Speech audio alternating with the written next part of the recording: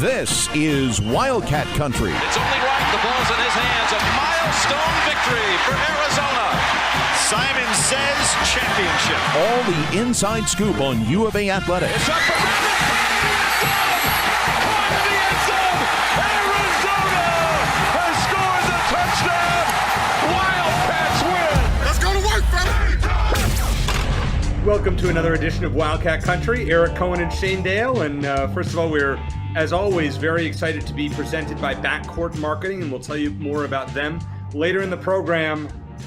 Shane, I was not with you and Brad Alice on Saturday night during the postgame show, so this is the first time that I have a chance to reflect on air about the hot garbage that was presented on the field and off the field at Arizona Stadium on Saturday night in that 38-14 San Diego State win. Now, first of all, before I get into it further, let me just say that I am a diehard and I usually stay till the end of the game. You texted me in the fourth quarter and said, you probably should be gone by now. And yes, I left in the middle of the third quarter. That's how bad it was. It was brutal. Shane, tell me something good that happened at any point in that football game, because I can't think of anything. Well, there was a touchdown in the fourth quarter that you missed. I'm sure you're kicking yourself over that. Will Plummer actually threw a really nice fade pass in the end zone. So there was that. I was actually just thinking back, Eric, to the time where I went to the Holiday Bowl, the 2009 Holiday Bowl, or was it? I was 2009? There. Yep. Yeah, it was 2009, and I left early in the third quarter. So same. I think that was the worst game I've ever seen in person. I think. Just remember, it could always get worse. But at least Arizona made it to a bowl game then, and bowl game seems like something that's still way, way far off again for Arizona at this point. It was 21-0. Like 6 minutes into the game, and I'm like, is this ASU 2020 part 2? I mean, at that point, San Diego State was on pace to score like 100 and something points. I mean, it was disgusting with a block punt, and the tackling was atrocious. But I want to start on the offensive side of the football. We spent last week's episode praising Gunnar Cruz for his performance against BYU, which was pretty good except for the one pass in the fourth quarter. He was just the opposite this week. I mean, when you look at the stats, 10 of 19 for 70 yards. He averaged basically 3.5 yards per attempt. I mean, that is unbelievably not good. It's just crazy to think that he's not even starting this week, coming off a pretty good performance in week one, that his confidence is shot.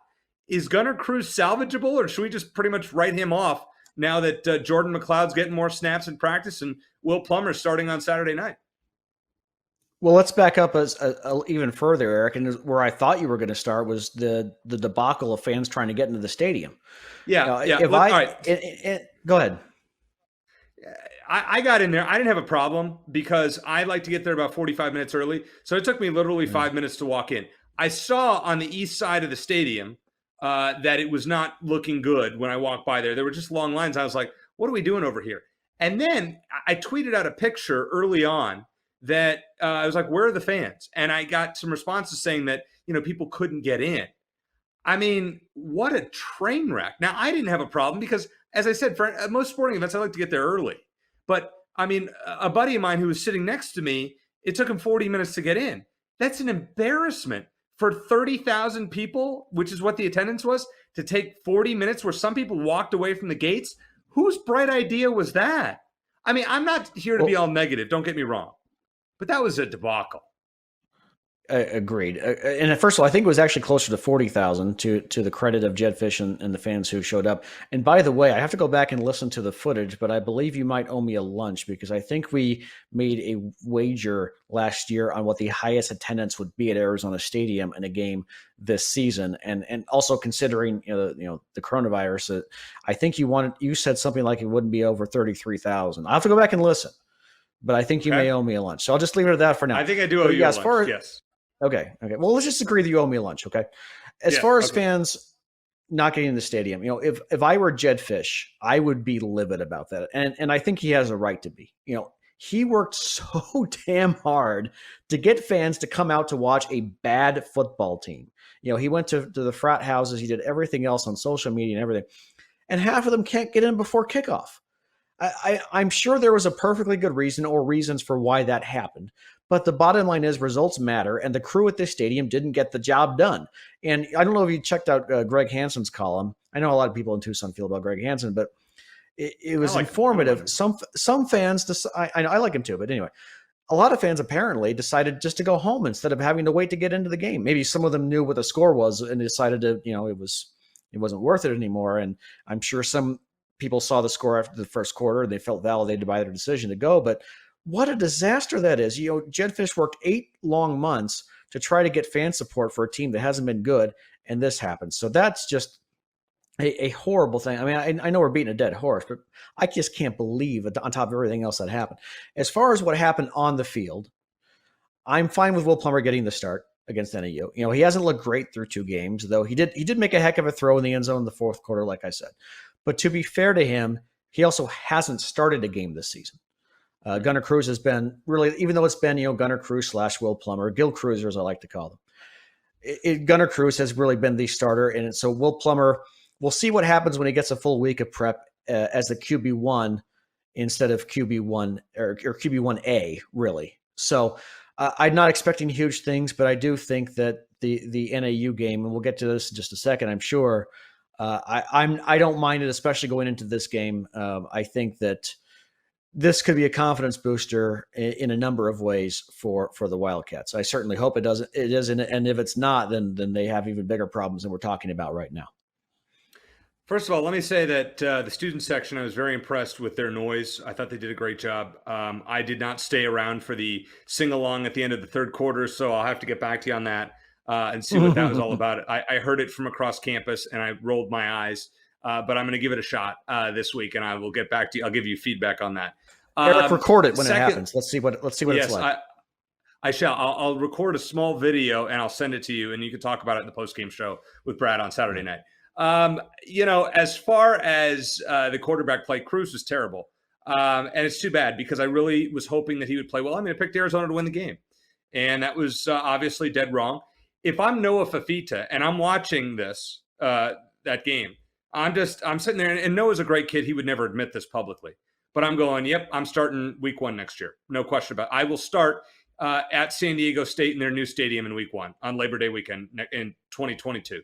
Because there's nobody, no offense to Will Plummer, but unless he is a lot better than I've seen thus far, and I'm sure he had a nice fourth quarter, whatever, he's not the guy. He's a nice player, a nice guy to have on the roster, probably a backup quarterback. McLeod's not going to make an impact. I bet he transfers out if he doesn't play much this year. I mean, I don't know what to make of Cruz. I think it was brutal. I mean, it didn't help, though, Shane, that the tackling on defense was probably the worst that I can remember from an Arizona team in recent memory. I mean, it was like if I went out there and tried to tackle people, because clearly I couldn't even when I played against my buddies in flag football back in the day. These guys were the arm tackles. I mean, there was a screen pass to the tight end, and this dude, all you got to do is just dive his legs. He's down for a loss, and he went 75 yards or whatever it was. And I'm thinking, what in the hell am I watching here? And Don Brown had to be apoplectic on the sidelines. It was just embarrassing. And I feel bad for Jedd Fisch and Don Brown. I mean, Jed's game plan wasn't great offensively. But Don Brown, there's nothing you can do about bad tackling from players once you coach them up. You've taught them how to do it. They just didn't do it on the field.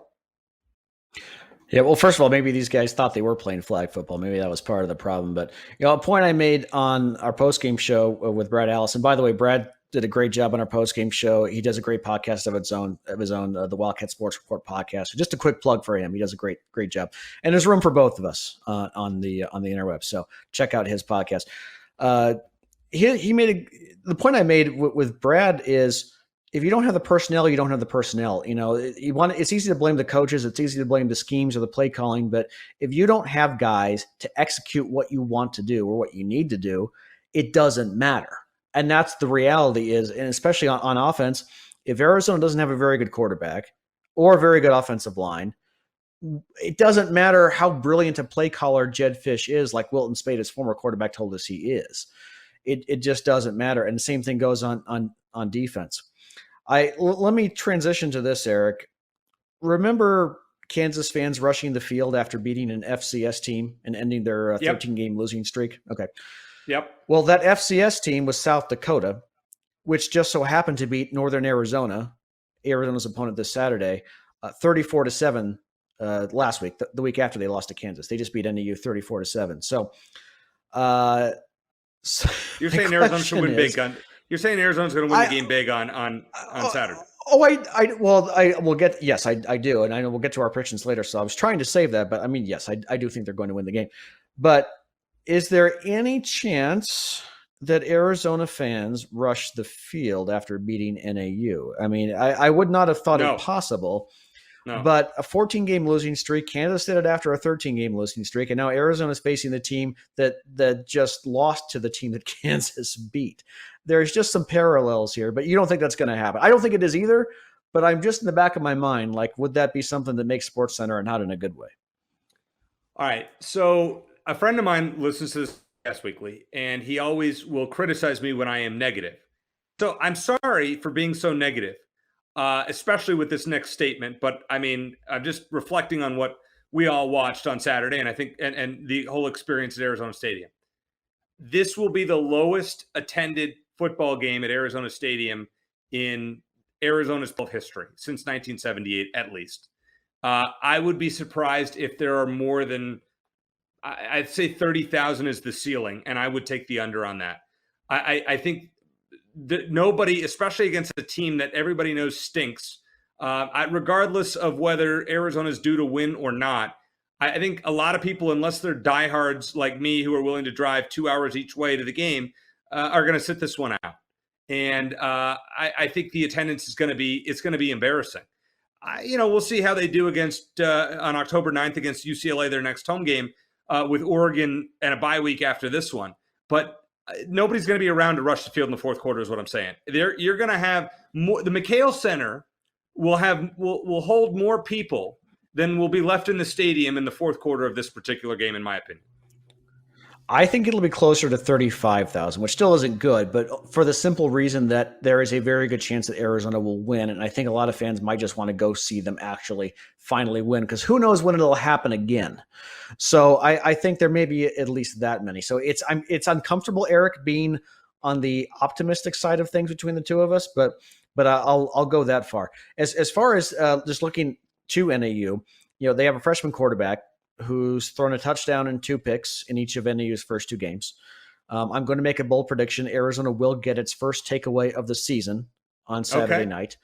The Lumberjacks, they do have a very good wide receiver whose last name I will not attempt to pronounce.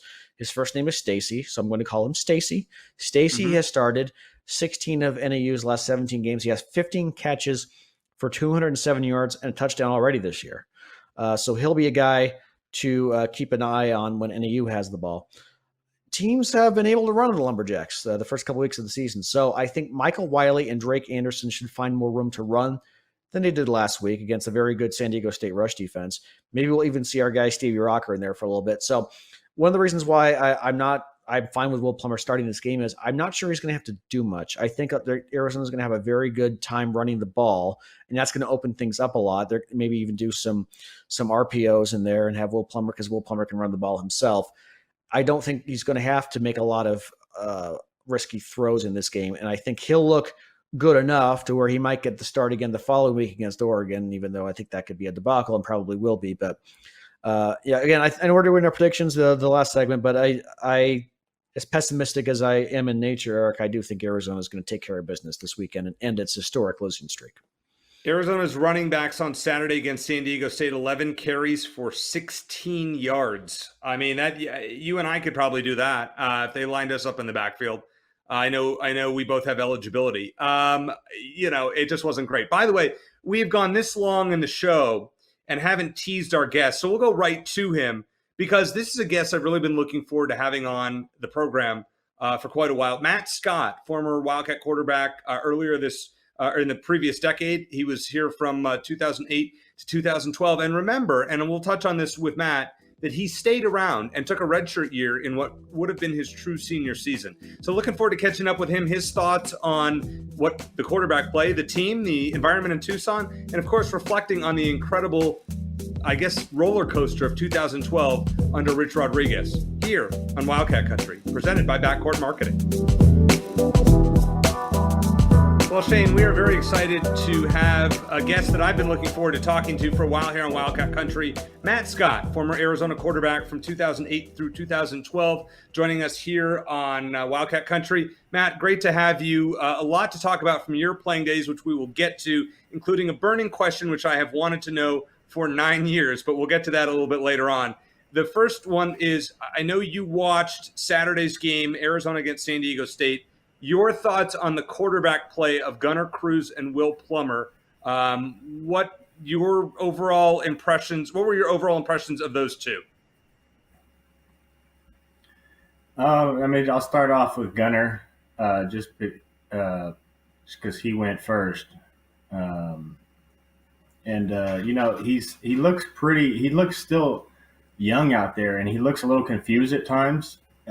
Speaking from experience, I don't know if they're running, Jed's offense, but I know it can be very wordy, very lengthy play calls, and it gets confusing. Especially, I think they were running more of a spread scheme with someone the year before, so it's going to take some time to get used to that more pro style offense, which I don't think he's there yet. But and as far sorry, but I was going to ask you, what were your thoughts on Will Plummer? Sorry, you're getting to that. Yeah, Will Plummer. Yeah, like I said, I have yet to see a lot from him. I think we've seen a little bit from him last year in bits and pieces, if I'm not mistaken. But I'm excited to see what we see from NAU. They should play well. They should play well. They should win the game hands down. I think everybody knows that. Everybody can say that with 100% certainty. So I don't know. We'll see what Will brings against NAU, and then obviously they have a big test the week after. Yeah, going to Oregon is not going to be easy after that. Big picture, Matt, and like Eric said, thanks so much for joining us.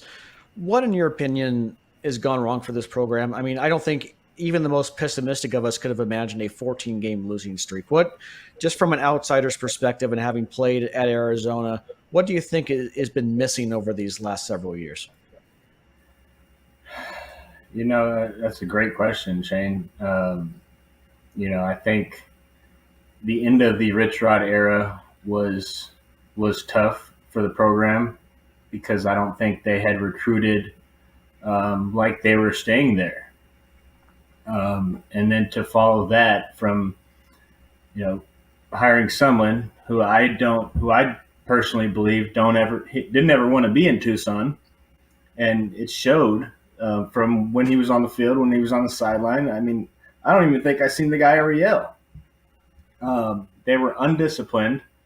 They definitely need discipline. So I don't. It's probably a long list of things that are going wrong there. I can't speak to every single one of them just from what I see. But getting this coaching staff in there, I think, is a big step because it seems like they're really motivated to get things changed. And as long as everybody buys into what they're selling, I mean, I think we'll have, maybe not this year, maybe a year or two down the road, but I think it's going to take some time. We talked briefly before we started recording here about, you did watch the game. I know you already talked about the quarterbacks. You mentioned before we started recording about how you liked how they finished strong, even though it was a debacle of a game. Just tell us about your thoughts on how this team finished and how maybe, even that touchdown, that meaningless touchdown at the end that Will Plummer threw, maybe is that something that could spark them going forward? I think it is. I mean, especially on offense. I mean, we didn't really get going at all on offense the entire game. I mean, I think we were 0 for 12 on third down conversions by the third quarter. So we got to be able to convert those drives. If you don't convert those drives, you put the defense on the field for, a third of the game or half the game. that's not a good recipe for any football team. So, I mean, as long as we can even put some drives together, like they did in the last couple series there, I mean, we got to be all right. Our defense, I can't blame them for, giving up that many points. They were on the field the whole game. I can only imagine how tired they were. I want to switch topics here and talk about your playing days because you had one of the more interesting playing careers at Arizona. So you start as a freshman, and and then or it was as a sophomore, I believe, and then Nick Foles, sophomore, and then Nick Foles, got you there, or beat you out there. But then you stayed. You took a redshirt year, which would have been your senior year, and stayed for the first year of the Rich Rod era. I mean, what went into that thinking? And at the end, how happy were you that you actually did that? Because you had a great year. It was definitely not an easy decision to go back and forth with. I talked to my parents about it. I talked with my high school coach about it. And there were multiple times I was thinking about transferring, going somewhere else.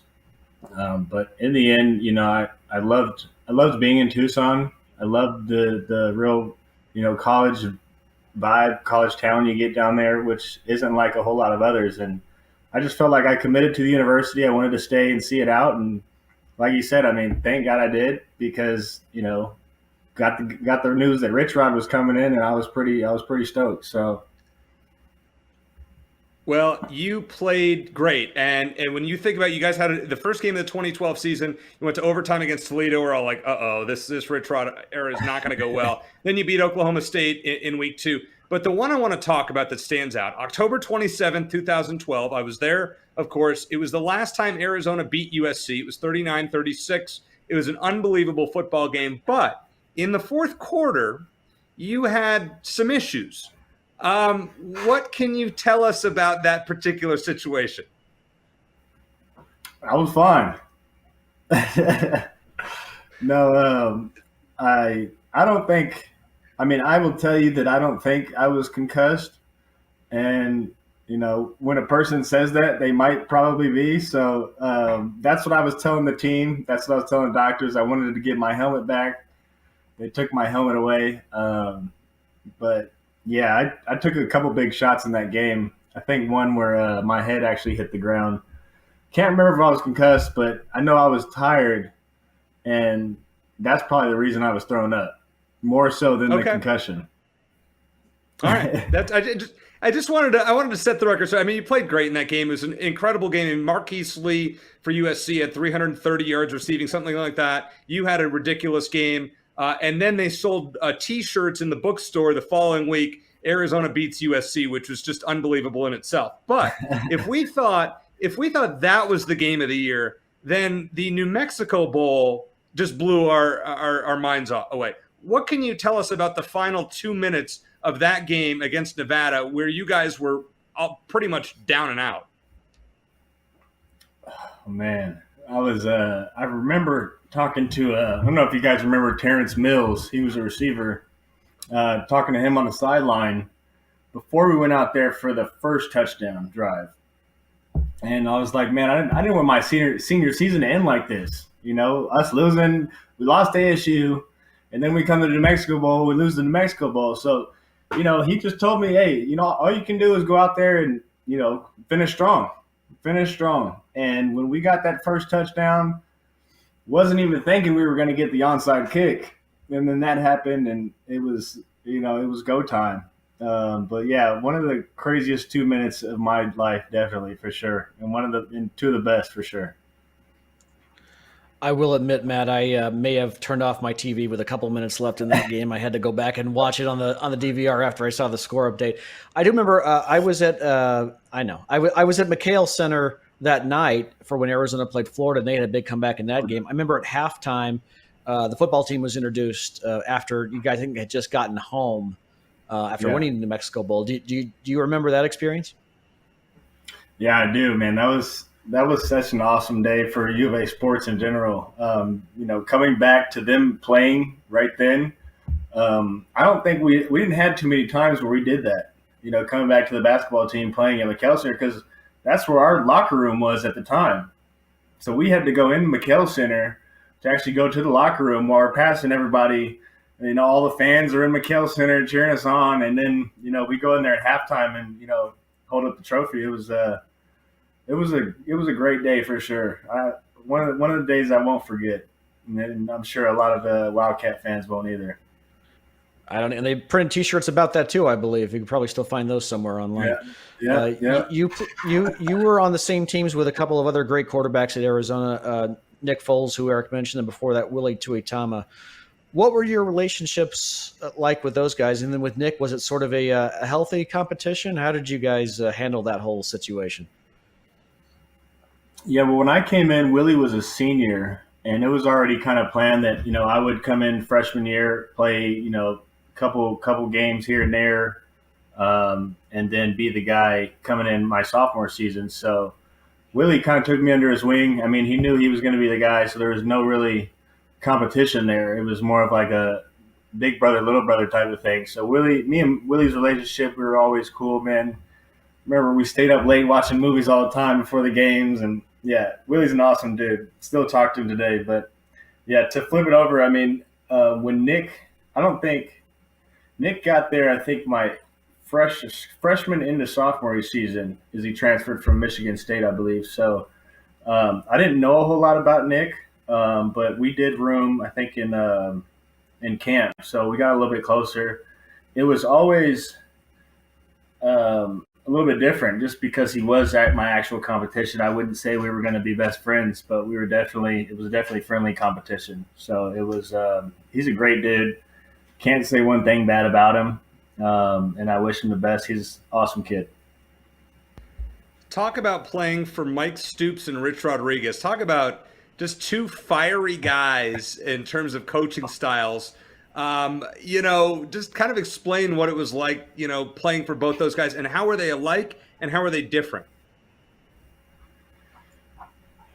That's a great question. And honestly, I loved that coaching style, me personally, because I'm the same way too. I'm out screaming and yelling, and that you can feel the passion in somebody when they're like that. So I did appreciate both sides, of both coaches. But Mike Stoops, like you said, fiery guy. He is so quick to jump on you, man. Oh my God. I remember there was a couple of times we were in meetings and he was like watching the quarterbacks, and you could see him like doing the drills on the field, like not even realizing he was doing it. But that's just the type of coach he is. Like, he was just crazy dude, but so passionate about the game.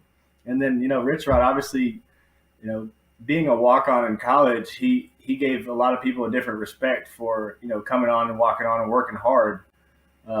And I think he ended up giving scholarships to a lot of walk-on guys, which Stoops, I don't think, ever did. So that was something that I really liked about him. And obviously he's got that same passion for the game as well, too. Matt, I know you live pretty close to ASU. Do you? I know the one game you started against the Sun Devils didn't go well. At least the fourth quarter didn't. But do you still ever get a chance to put on your red and blue gear and walk around South Scottsdale and Tempe with it? Dude, I wear this shirt all around, everywhere I go. Yeah. For those who can't see, Matt's wearing a sort of like the old school Arizona logo that says "Bear Down" on it. Yeah, bear down for life. Yep. Yeah, so I'm always rocking U of A gear with no shame, no hesitation. I'll ride through Tempe, no problem. But, this is a great rivalry. I always go back and forth with people I know out here. My manager is a huge ASU fan, so he's always, in my ear chirping. So it's always a great rivalry. Well, our producer's an ASU alum as well, so he's always in our ear too. So we feel your pain there. Chris does a great job, though. We'll stay on his good side. Last question for you, Matt. We appreciate you once again, you joining us. Just tell people what you're up to these days. So, like I said, I work a lot. I work for a virtual healthcare company. It's called Teladoc Health. We provide virtual care services to small businesses that need either a substitute or they want to enhance their virtual care offering or medical offering, if you will. So it's been a great process. Obviously, with the whole pandemic, it's been busy. So that's all I've been up to. started golfing, so I think I'll be out there for the next tournament down there, and the alumni tournament we have down there. So I'll definitely catch you guys out there. Well, and how's the golf game these days? What's the handicap these days? Man, I wish I could say it was better, but I'm about a 20, man. All right, I'm at 17, so not that far from you. I bet you'd beat me. You're a gamer. You'd probably beat me. Heads up. Hey, my last question. I know you and Jed Fish crossed paths, I believe, in Jacksonville when you were in camp with them back in the day. Just what do you think of what Jed has done in Tucson thus far with his enthusiasm, just being an alumnus of the program? How do you feel about the enthusiasm and energy he's brought to this program? I think Jed has done a phenomenal job ever since he's gotten Tucson. Getting he's been contacting alumni members, getting them involved in the program, really getting the energy and the spirit that this town and the team needed. We didn't have that with Sumlin at all. I felt like there was no energy, there was none of that. So for him to come in, get some of these recruits down, he got a bunch of guys that were transferring from other schools, JUCO guys, and just the way he's kind of going about it, and it's personal theme. I really think he's doing a great job. Like you said, Eric, I spent time with him in Jacksonville. He's got a ton of energy. He has always got a ton of energy. So he's definitely going to bring that, which I think is going to be huge to Tucson. And the players are definitely going to feel it. So that's one thing I think we definitely missed with our previous coach. But we'll see how it goes. Obviously, you got to put some W's on the board as well, too. Yeah, and it was not so good last Saturday as all of us saw. But, Matt, thank you so much for joining us. And I want to say once again, what you did in 2011 was something that you will never see again in college football with the transfer rule. You'll never see a guy that hangs in there, redshirts a year before he can start at the same school as a fifth-year senior. And that's why I have always admired you, obviously, as a player, and finally getting to meet you virtually as a person. You're a good dude, and really appreciate what you did as a Wildcat on and off the field. So best of luck in the future, and hope to have you on the show again soon. I want to read you a message from Josette, a small business owner in Scottsdale. Josette says, Backcourt Marketing created a social media strategy for all of my gyms. They post engaging content every day and have really brought up the analytics on all of my pages. We meet to go over marketing ideas every month, and I really appreciate their personalized approach. That, in a nutshell, is the kind of return on your investment that you can expect when you trust Backcourt Marketing to fulfill your company's social media needs. This is a company that helps businesses reach their target audience online and build a brand that will crush the competition. They're a dedicated, knowledgeable team of brand advocates, designers, and creative writers who will help take your business to the next level. Make sure to get your business noticed. Call 480-744-6173. That's 480-744-6173. Or email team, T-E-A-M, at backcourtmarketing.com to get started. And remember, Backcourt Marketing is the marketing agency for those who love competition.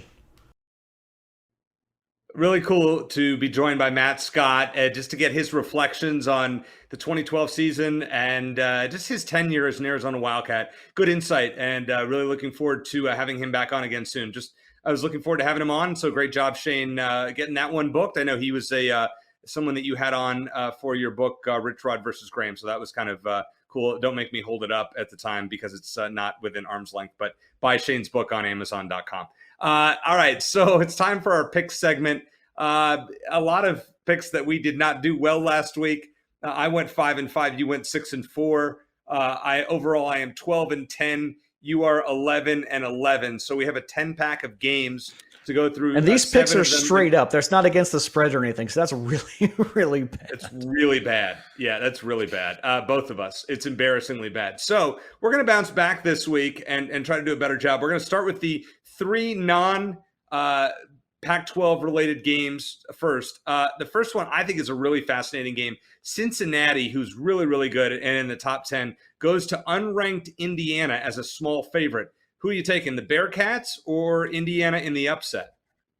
So as I was filling out these predictions, because you sent these to me earlier and mentioned these are the ones we're going to go over, I looked them over after I made all my picks and realized I took a lot of road teams. And I don't know if that's necessarily a good thing, but just going to start with that and start with picking a road team here. I'm going to go with Cincy.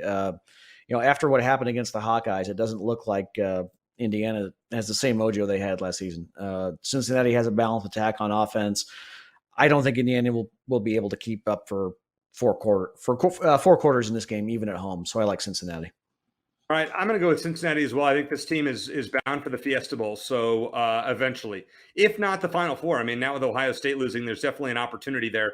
So I think Cincinnati takes care of business on the road in what should be an interesting early game for Week 3. All right, Alabama at Florida. I mean, Florida is an interesting team, but I just don't think anyone is on Alabama's level right now. Would you agree with that? Yeah, I agree. I think this will be a close game for a half, maybe 2.5 quarters. Maybe, Florida's up 14-10, second quarter, upset alert, and then Alabama wins by 3 touchdowns. I think it's going to be that kind of game. I think Alabama blows them out from the start. I think Florida makes it closer in the end, but I just think Alabama is that much better. I just don't trust Florida's quarterback play right now. Now, this game I've gone back and forth on. It's where College Game Day is. It's the primetime game for ABC. Auburn at Penn State. You want to think SEC over Big Ten. I just don't trust Auburn's quarterback play. So I'm going to go with Penn State in kind of a low-scoring, uglier type of game in front of that massive crowd. Yeah, I saw this interesting statistic earlier today, and I haven't been able to find it again, but this is only the third time in the last 70 years that a SEC team has gone on the road to face a Big Ten team this early in the season. So kind of random. But anyway, of these two teams, Penn State is the only one that's actually gotten an actual challenge to this point. And they passed it. They went on the road and beat Wisconsin. Auburn's feasted on a pair of cupcakes to this point. They're going to be on the road. So I'm going to go with the Nittany Lions. All right, so we're 3 for 3 on agreeing with things. This one, I'm not sure we will. Minnesota goes to Colorado. Colorado played a really ugly game against a top 5 A&M team and lost 10-7 in a game they were winning for the majority of it. Minnesota going on the road, Shane, are you taking the Big Ten team, which, Big Ten was 1-1 against the Pac-12 last weekend, or are you going with Colorado to defend their home turf? I told you, I'm picking a lot of road teams. Minnesota had a heck of a time with Miami, Ohio last weekend, and you mentioned Colorado nearly pulled off the upset over A&M, although the Aggies were without their starting quarterback for most of that game, so we have to remember that. I'll take Minnesota, though. I still don't think Colorado is that good, especially not on offense. Yeah, some of these picks coming up here are really difficult. This is one of them. I'm going with Minnesota. I was impressed with what they showed against Ohio State. Not sure how great the Buckeyes are compared to how they usually are this season, but I still think Minnesota, even without Muhammad Ibrahim, their top running back who's out for the season, I still think they take care of business against the Buffs. All right, so USC decides to fire Clay Helton, which, I mean, they probably should have done this a long time ago. I don't know why they did this now, but now they hired Dante Williams as the interim coach who was on Helton's staff. And if you remember, Dante Williams was on Arizona's staff for a year. This guy is very well traveled. I don't know that I trust USC to go up to the Palouse. I don't think they do very well anytime, they go up there. But something tells me they're going to play well, and I just don't buy Washington State. So I'm taking the Trojans in a close one up in Pullman. Yeah, I remember Arizona's first game after Mike Stoops was fired. It lit a bit of a fire under them, and they destroyed UCLA on national TV. The first game after the Tim Kish era, which also was the game where the fake ref ran on the field, and there was a big melee. That's right. That's right. Yeah, Thursday night game. Arizona was up 42-7 at halftime. I actually was at that game. I remember. So I think USC is going to do the same to the Cougars. I'm not saying that it's going to light the same fire under them, but I think USC wins. I disagree with you, though. I don't think it's going to be a close game. So Utah lost to BYU last week for the first time in quite a while, and San Diego State played pretty well against Arizona, and now Utah goes to San Diego State this weekend. I'm really torn on this game, but I just wasn't all that impressed with the Aztecs. I think Arizona just stunk. And I think this is a good bounce back spot for Utah. Another low scoring, ugly game. I'll take the Utes on the road. Yeah, we're at the early point in the season where we're thinking, okay, is so-and-so team that good, or is the team they beat that bad? And I think the Aztecs are going to come a bit down to earth. They have a fantastic tailback, like we saw, a strong all-around defense. I think the Utes are going to be angry after that loss to BYU. I think they're going to be focused. I think they're going to expose State's quarterback, who really, I just don't think is that good. I think they're going to take that one and win on the road. Boy, Shane and I agreeing on every pick thus far. We have to find a difference. Yeah, this one's probably not going to be it. Stanford looked so impressive last week in their destruction of USC, especially after a week 1 clunker against Kansas State, who almost lost to an FCS team, I believe. And they go to Vanderbilt, who's arguably one of the worst Power 5 teams, probably worse than Arizona. I think we both can agree Stanford big. Yeah, it's hard to say what to make of Stanford at this point, because they laid an egg at Kansas State, then they go and whip up on the Trojans. But yeah, I got to go with the Cardinal on the road. I know Vanderbilt's coming off a road win against Colorado State, but yeah, I'm bound to pick Stanford correct eventually. I'm 0 for 2 on them, but I'm going to go with the Cardinal on the road. So UCLA coming off a bye after that emotional LSU win. Fresno State gave Oregon a hell of a game in week 1, and as we saw, the Ducks are pretty darn good considering what they did up in Columbus last weekend, beating the Buckeyes. I think Fresno State makes this a game into the fourth quarter. I'm taking UCLA, but would not be shocked if it went the other way.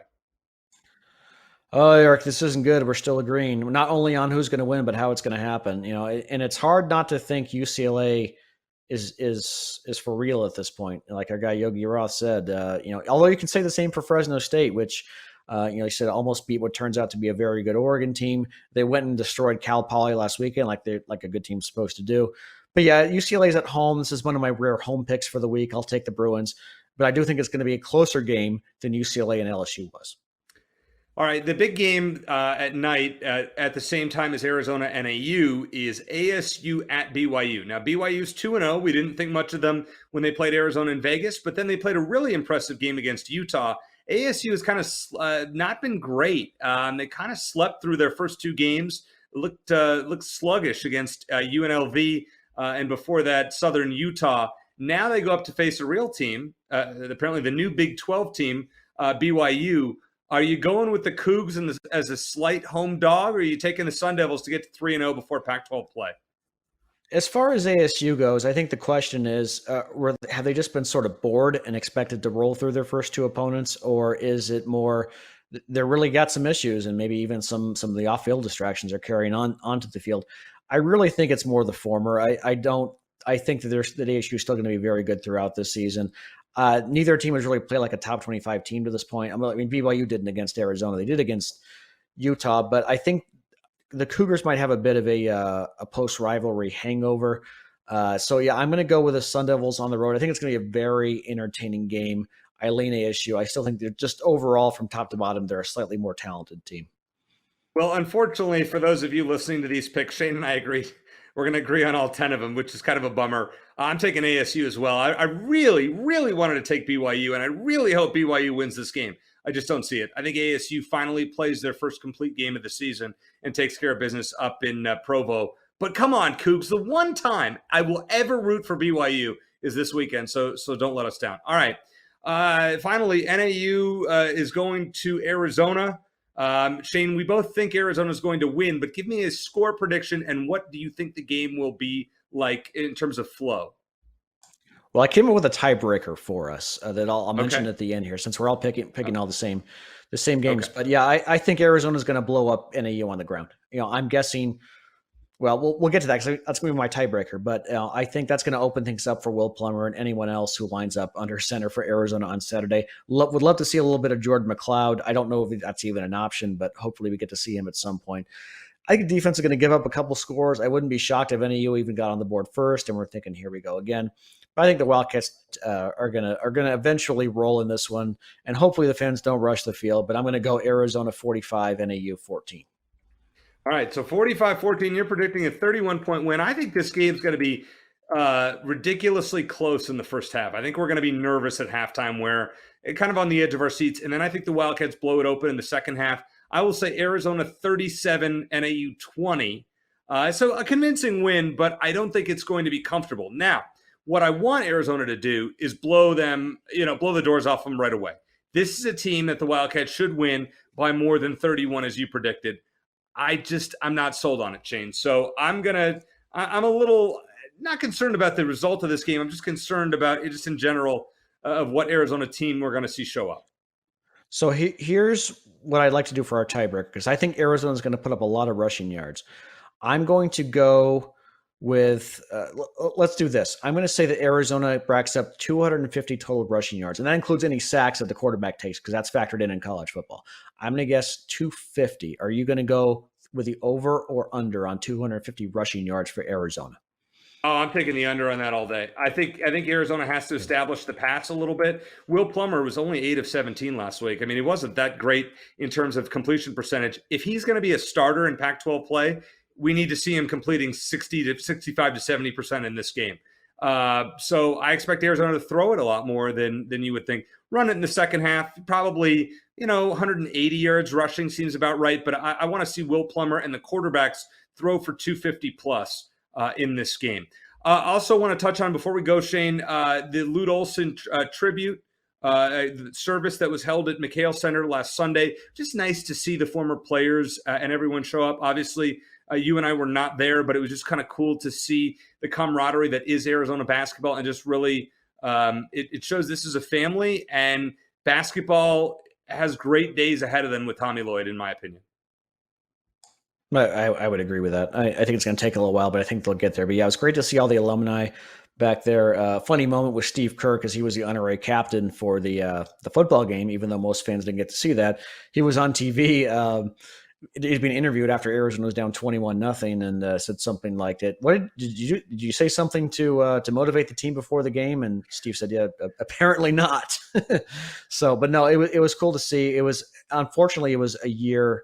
We had to wait a year for this, like we have with a lot of memorial services, obviously, because of the pandemic. But it was great to be able to remember Coach O. I'm glad we were able to have our podcast with Anthony Gimino and swap some Lute Olson stories. We all have our Lute Olson stories, but we're thankful he's created the foundation for what Arizona men's basketball has become in Tucson. It's an event, and it's because of Lute Olson. The fans in particular are some of the best fans in college basketball. They make some of the most noise when the team's struggling, and that's because of what they learned under Lute Olson and coming and rising together as one, as Bill Walton says. So I'm glad that you see so many former players go. It was cool to see them stop by practice as well and meet with the current team. As a great, it's kind of like with Jed Fish bringing back football alumni and all that, sort of a great thing, even though that wasn't the reason they were there.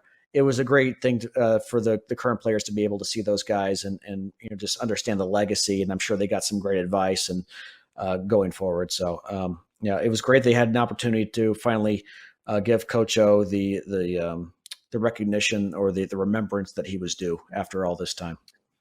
Absolutely. Well said, Shane. Coach O will be missed forever. Well, on a happier note, let's hope Arizona takes care of business in all sports this week. So we have many good things to talk about leading up to next week's game against Oregon, which will kick off at 7:30 Arizona time on September 25th. But want to thank Matt Scott for joining us. Want to thank our friends at All AZ Sports and producer Chris for recording us and taking care of us as always, and our friends at Backcourt Marketing. Check them out at backcourtmarketing.com. And they can help you and your business with social media. So for Shane Dale, I am Eric Cohen. Let's go Wildcat this weekend. And as always, bear down.